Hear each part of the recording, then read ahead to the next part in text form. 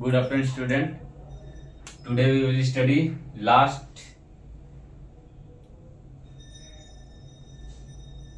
the late antiquity. Last part of this chapter, Roman Empire. Late antiquity means disintegration in Roman Empire. Disintegration of Roman Empire when from 4th century to 7th century. तो ऐसा क्या हुआ 4th century से disintegration चालू होना। तो culturally Roman empire में cultural level पे एक कॉन्स्टेंटाइन रूलर है रोमन एम्पायर का, वो एक्सेप्ट किया क्रिश्चियनिटी और अपने किंगडम में क्रिश्चियनिटी लाया, जिसका कारण क्रिश्चियनाइजेशन हो गया उसके किंगडम में। आगे हम पढ़ेंगे क्रिश्चियनाइजेशन वगैरह। तो वो उसके कारण डिसइंटीग्रेशन चालू हो गया 4th सेंचुरी में। फिर 7th सेंचुरी में ऐसा क्या हुआ, तो 7th सेंचुरी में सॉरी राइज ऑफ इस्लाम हुआ, प्रॉफेट मोहम्मद का जन्म हुआ और इस्लाम का राइज हुआ। इसके कारण रोमन एम्पायर और डिसइंटीग्रेट हो गया। तो सबसे पहले हम स्टार्ट करेंगे डियोक्लेशियन से। डियोक्लेशियन एम्परर है रोमन एम्पायर का 284-3085 में। डियोक्लेशियन ने क्या किया, डियोक्लेशियन ने एम्पायर को कंसोलिडेट किया, प्रोविंशियल एम्पायर को कैप्चर किया और एम्पायर को कंसोलिडेट किया, मिलिट्री को स्ट्रॉन्ग किया, ये सब किया। बट इसके कारण इंटरनली स्ट्रेन आना चालू हो गए थे रोमन एम्पायर के किंगडम में।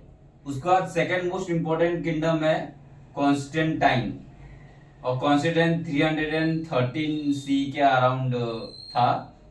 कॉन्स्टेंटाइन ने अपने किंगडम में दो चीज इंट्रोड्यूस किया था, वेरी वेरी इंपॉर्टेंट। ये इंट्रोड्यूस किया था गोल्ड कॉइन जिसका नाम था सॉलिडस, और बहुत इंपॉर्टेंट है सॉलिडस। और ये सॉलिडस 4.5 ग्राम होता था, प्योर गोल्ड का 4.5 ग्राम होता है सॉलिडस। तो सॉलिडस एक करेंसी कॉइन है जो गोल्ड कॉइन है, इसको इंट्रोड्यूस किया था कॉन्स्टेंटाइन ने।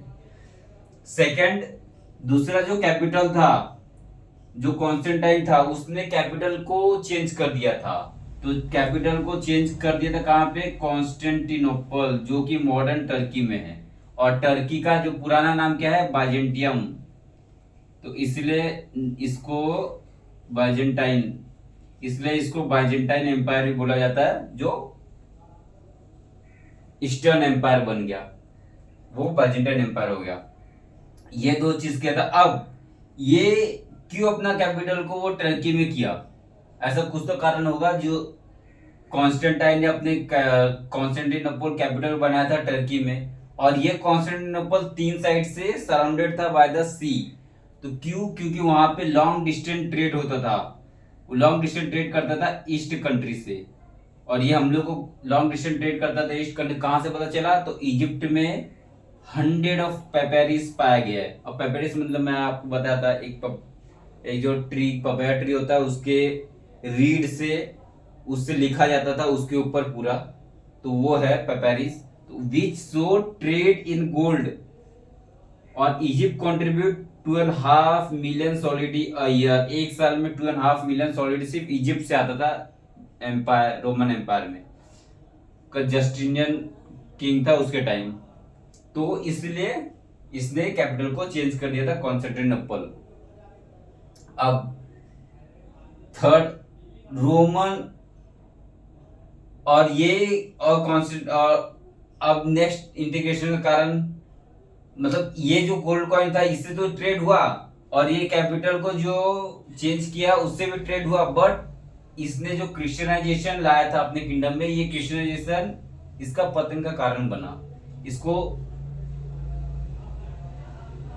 इसका जो खत्म होने का कारण बना, ये इसको डिस्ट्रॉय किया। अब रोमन के अंदर जो मल्टीप्लिसिटी ऑफ द कल्ट, जो मल्टीप्लिसिटी ऑफ कल्ट था रोमन के अंदर, जैसे Roman God Jupiter, Mars, Juno, ये सब गॉड थे। तो उस टाइम रोमन के अंदर क्रिश्चियनिटी तो थी नहीं, बहुत पॉलिथिज्म था वगैरह, और पॉलिथेटिस लोग थे, पॉलिथिज्म थे, बहुत सारे गॉड को पूजा करते थे। फिर जुडाइज्म था, और जुडाइज्म एक मोनोथीसिस तो है नहीं, तो बहुत सारे, ये not a monothesis, this is not monothesis, ये मोनोथीसिस नहीं है, मोनोथीसिस नहीं है ये, मतलब बहुत सारे गॉड की पूजा कर रही है। बट कॉन्स्टेंटाइन ने क्या किया, अडॉप्ट किया Christianity, very very important. But Constantine जो रूलर है, अडॉप्ट किया Christianity the official religion in Roman. तो अब क्या होगा, जो क्रिश्चियनिटी जो है, क्रिश्चियन के बीच में और ये जो पॉलिथिस्ट लोग हैं, जूजियम लोग हैं, इनके बीच में क्या होगा, कॉन्फ्लिक्ट होगा। और इसके कारण so the further strain between the Christianity and Christian bishop. अब क्रिश्चियनिटी मतलब ऐसे लोग जो बिशप को पसंद नहीं करते थे, जो क्योंकि बिशप को ज्यादा प्रिविलेज मिला हुआ था रोमन सोसाइटी में, तो इसलिए उनको पसंद नहीं करते, इसलिए इसका एक नाम है क्रिश्चियनिटी, जो कि फॉलोवर ही है, बट ये अलग अलग गॉड को फॉलो करते हैं। जैसे जुपिटर को फॉलो करते हैं, मार्स को फॉलो करते हैं, पॉलिथिस को ये फॉलो करते हैं। तो ऐसे लोग और क्रिश्चियन बिशप के बीच में स्ट्रेन हुआ, तो फर्दर सोसाइटी और डिसइंटीग्रेशन हुआ रोमन एम्पायर का।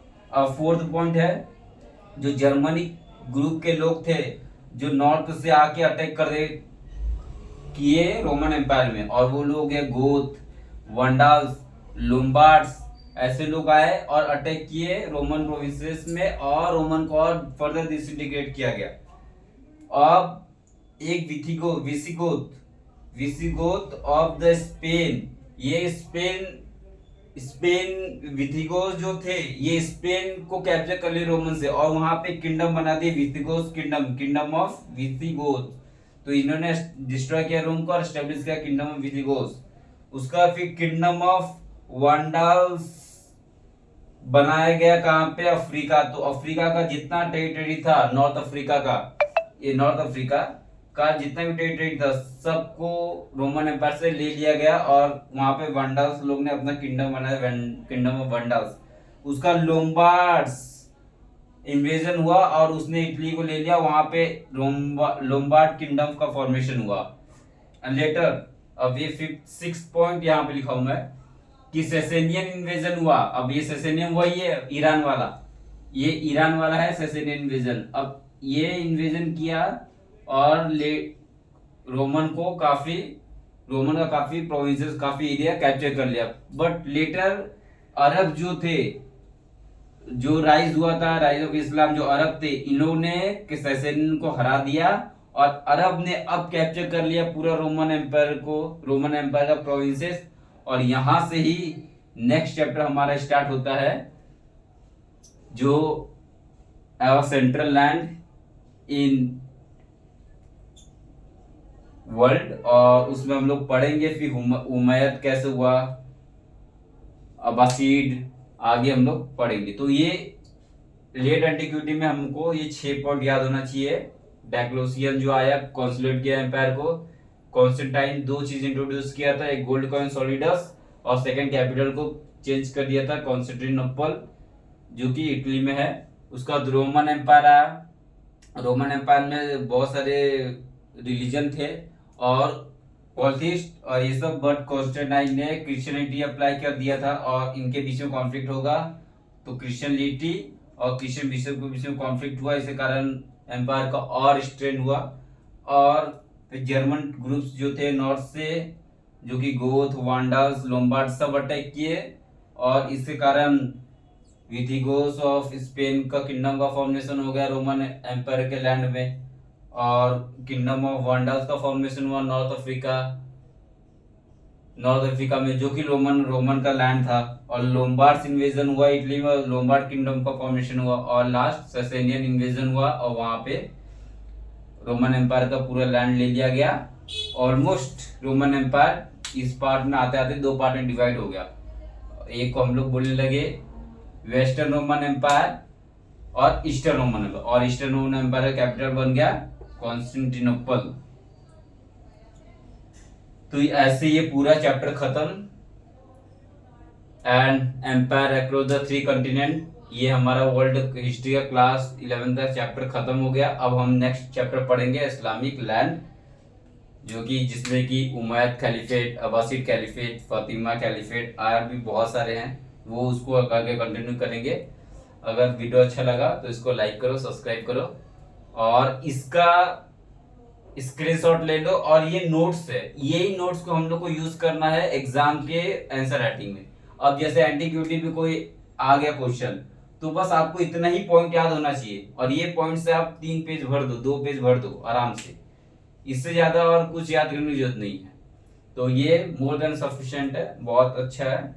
इसका स्क्रीनशॉट लेके इसको अपना नोट्स बना लो। Thank you.